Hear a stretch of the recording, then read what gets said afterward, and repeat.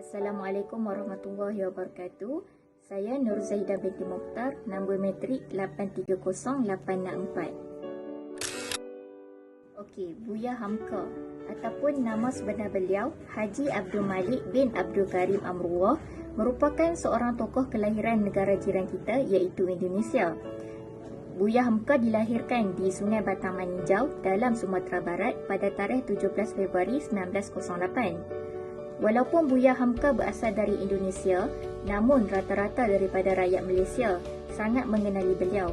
Apabila timbul sesuatu isu, kata-kata Buya Hamka akan dipetik untuk menguatkan hujah isu tersebut. Lihat kepada sejarah pendidikan Buya Hamka secara formal, alur pendidikan yang dienyam oleh Hamka tidaklah terlalu tinggi. Beliau telah menerima pendidikan peringkat rendah di Sekolah Dasar Maninjau sehingga kelas 2 iaitu berumur 8 tahun dan kemudiannya Buya Hamka bersama-sama ayahnya berhijrah ke Padang Panjang dan menyambung pengajian beliau di sebuah sekolah agama yang diasaskan oleh ayahnya sendiri pada usia 10 tahun. Daripada menerima pendidikan formal, Buya Hamka juga tidak melepaskan peluang untuk menimba ilmu menerusi sistem pendidikan tidak formal seperti mempelajari ilmu-ilmu agama di masjid, surau dan berguru dengan beberapa ulama atau suhur pada ketika itu seperti Syekh Ibrahim Musa dan Syekh Ahmad Rashid. Belakang keluarga Buya Hamka yang begitu kukuh dengan pegangan agama dan juga persekitaran agama di sekelilingnya pada ketika itu telah mendorong beliau untuk mempelajari ilmu agama dengan lebih mendalam lagi. Hamka telah memberikan sumbangan kepada masyarakat dalam pelbagai bidang.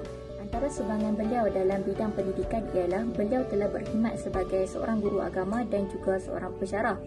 Selain daripada peranan Hamka sebagai warga pendidik, beliau juga telah memainkan peranan yang penting dalam menentukan corak pendidikan dan hala tuju pendidikan anak-anak Indonesia. Hamka juga telah memberikan sumbangan yang besar dalam pendidikan ilmu sejarah. Meskipun Hamka tidak pernah mendapat latihan khusus dalam pendidikan sejarah, namun kepakaran dan potensi kajian beliau seperti sejarah umat Islam menyebabkan karya penulisan Hamka mengenai sejarah boleh diterima pakai dan dijadikan sebagai rujukan. Dalam hidup Hamka, beliau telah menghasilkan lebih kurang 79 buah penulisan terdiri daripada pelbagai genre. Karya-karya Hamka ini begitu tersohor dan dikenali sehingga hari ini.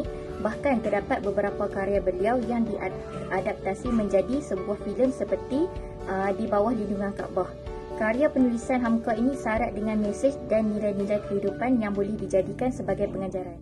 Hamka dalam bidang penulisan sukar ditandingi kerana keupayaan beliau menulis dalam pelbagai genre.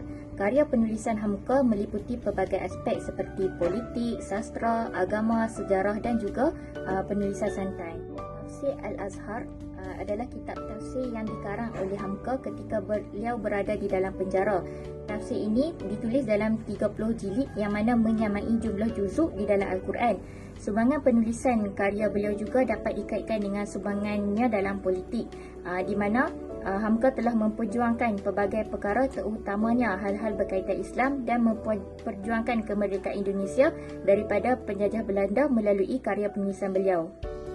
Hamka telah menempatkan dirinya pada posisi yang sangat tinggi dan dihormati sehingga beliau dianugerahkan ijazah doktor kehormat oleh Majlis Tinggi Universiti Al-Azhar Cairo pada tahun 1959 dan daripada Tun Abdul Razak Husin iaitu Chancellor UKM pada tahun 1974. Tun Abdul Razak juga menyatakan bahawa Hamka bukan milik rakyat Indonesia sahaja tetapi beliau juga adalah tokoh kebanggaan seluruh bangsa-bangsa di Asia Tenggara. Yang saya perolehi daripada Buya Hamka ialah peribadi Hamka ketika menyampaikan dakwah ajaran Islam dan pemikiran Hamka yang sentiasa relevan sepanjang zaman, di mana semua karya yang dihasilkan oleh Hamka mempunyai mesej dan dakwahnya yang tersendiri. Elemen ini yang mana menjamin kelangsungan karya Hamka untuk terus bertahan dan relevan hingga hari ini kerana menurut beliau, selagi manusia masih hidup, selagi itu manusia memerlukan agama dan nilai moral kehidupan.